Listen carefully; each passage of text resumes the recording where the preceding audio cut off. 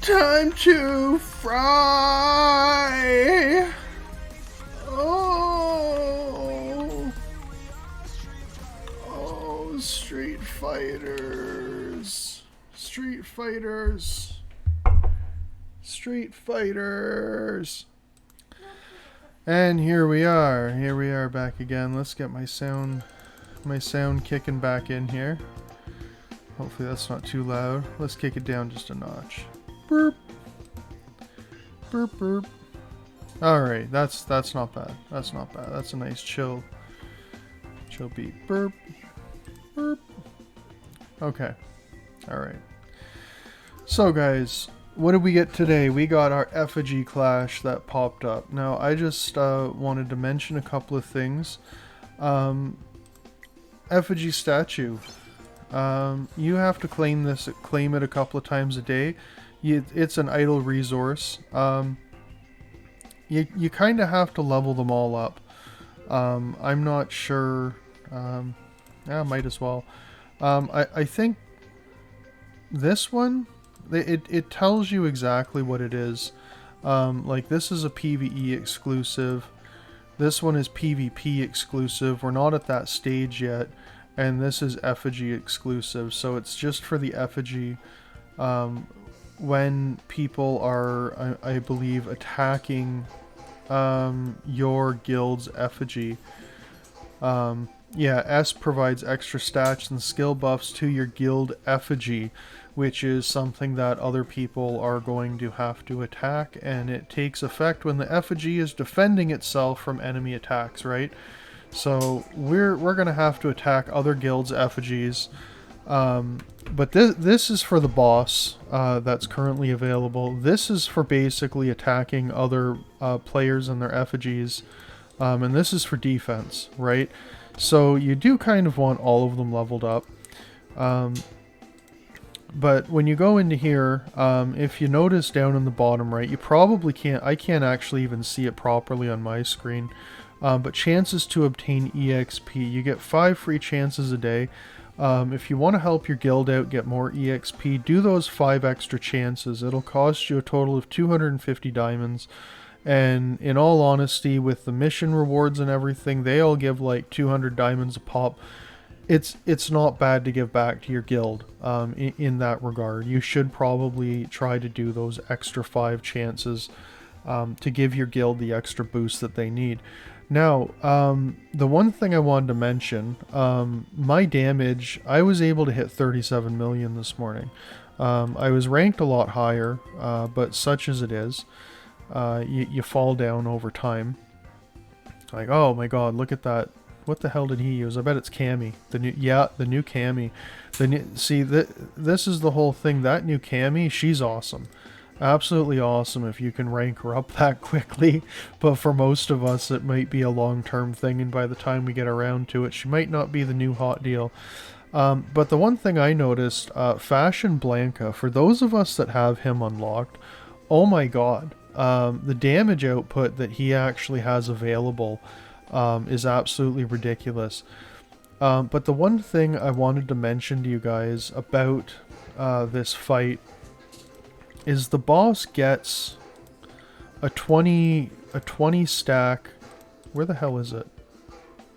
He gets a 20 stack of shield. Is it this one? I'm trying to read quickly. Yeah, he obtains a shield that grants immunity to damage 20 times. So you can try to break through it with high hit combos, right? That's one thing you can do. Where's an easy way to show this? Probably in here. But the other thing we can look at to try to break down the shield on top of our combos is our EX moves. Okay, you probably want Sakura in there for the heal. But there's certain ones, like Tanuki Whirl. It doesn't say how many times it strikes, but it strikes them multiple times. It's gonna eat down their shield. Same with this one. It hits multiple times. And it doesn't matter how much damage you do. Any instance of damage will take down one stack of the shield barrier. I think this one's just a single target hit. So the best thing to probably do is to probably use Tanuki Whirl, and if you have it, the Vigilante EX move. If not, Crimson Lotus Flame is alright, but this is literally a one-hit thing. It'll only do one stack. But I just wanted to bring attention to those because they don't do a lot of damage, so you might want to save the usage when you see the shield pop up. It does require manual play, but if you want the better scores, you're going to have to play it on manual. And so, you know, saving the EX skills for when that shield pops can help to reduce the damage stacks a lot quicker, but you also want to probably add in a high combo move. So that's the one thing to be aware of. And if you're wondering about attacking, this is you know, round one. It's on for a couple of days, so we're in the trial phase right now. I don't know exactly how it's going to play out, but whatever, you know. The other thing I just wanted to bring your guys' attention to was the street art, okay? Now, this is completely free-to-play friendly. It may not seem free-to-play friendly at first, but essentially, where are the missions? These missions, okay? This is just written horribly. Intern Kun needs to be fired for this. It says obtain 2 SSS tier Thunder Fighters of grade A grade or higher. You don't need to obtain SSS fighters. Okay, all it really is saying is obtain 2 A grade Thunder Fighters. Okay, and it doesn't matter where they come from. They can come from shards. They can come from the cards that we collect. They can come from friendship points, wherever. I actually pulled a second street poison. And it counted. I don't know where the hell it is. Yeah, here it is. I pulled a poison from friendship and it counted, so it's definitely not SSS tier fighters or anything along those lines.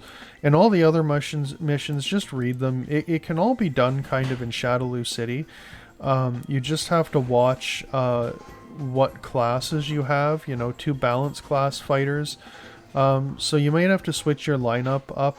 Switch your lineup in a few different of the Shadaloo cities that are coming up. But the reward at the end is pretty damn good. You can get a Jen or a Juri for absolutely free.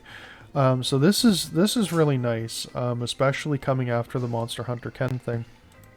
The other thing, there's a lot of different rewards that you can get in here. I wouldn't recommend saving up your tickets for any of these fighters unless you really want to SSS them.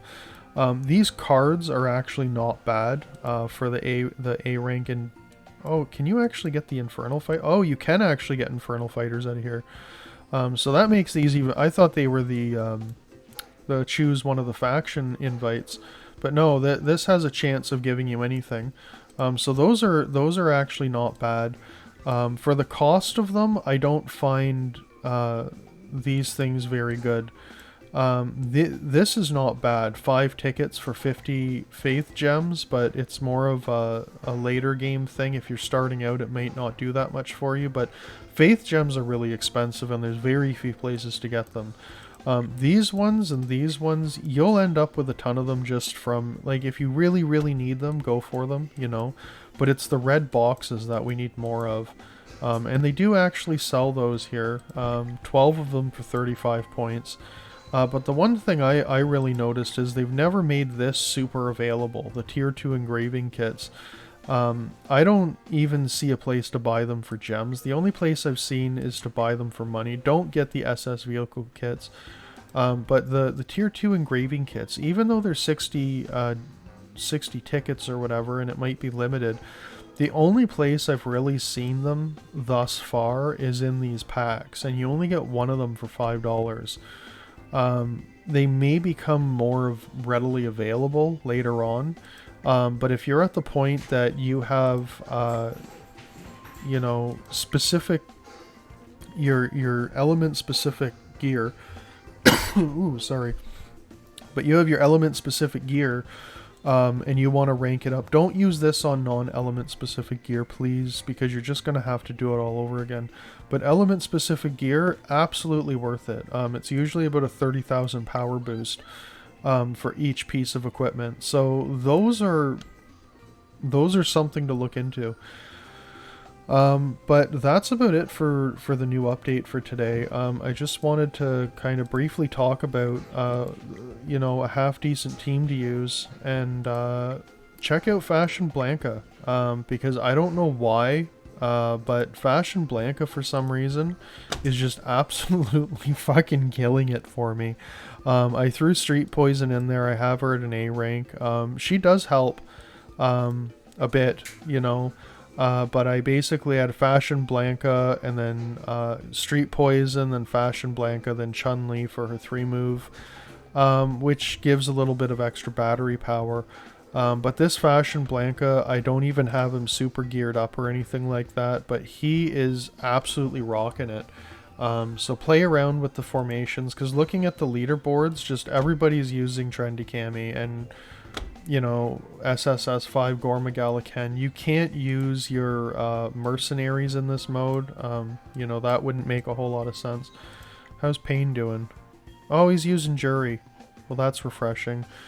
But yeah, looking at the leaderboards, it becomes really hard to kind of mimic a team. Oh, there's a buddy using Fashion Blanca. That's right. That's right. Get some.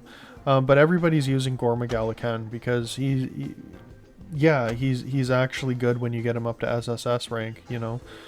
He just adds in all those extra combos and whatnot. But, you know, find a good single target damager or try out Fashion Blanca. Because my Chun-Li, as much as I love my Chun-Li Thick Mommy, she just doesn't exactly cut it. When it comes to these types of boss fights and stuff. She's more of a PvE, AoE progression type character, and in the boss fights, unfortunately, she doesn't output the highest numbers. So I usually have to try to find somebody else to use, and if you check out my team of who I have SSS, I don't have a lot of options. My Mad Ryu doesn't cut it most of the time. But this Fashion Blanca, oh my god, try him out, guys, because he's absolutely ridiculous. This is why I look forward to Akuma so much, because he's supposed to be a big single target damage that I really look forward to getting. I could try for Trendy Cami, but one of my guildmates actually said it took him 90 multis, I think it was, so about 450,000 gems from going from no Cami to SSS Cami.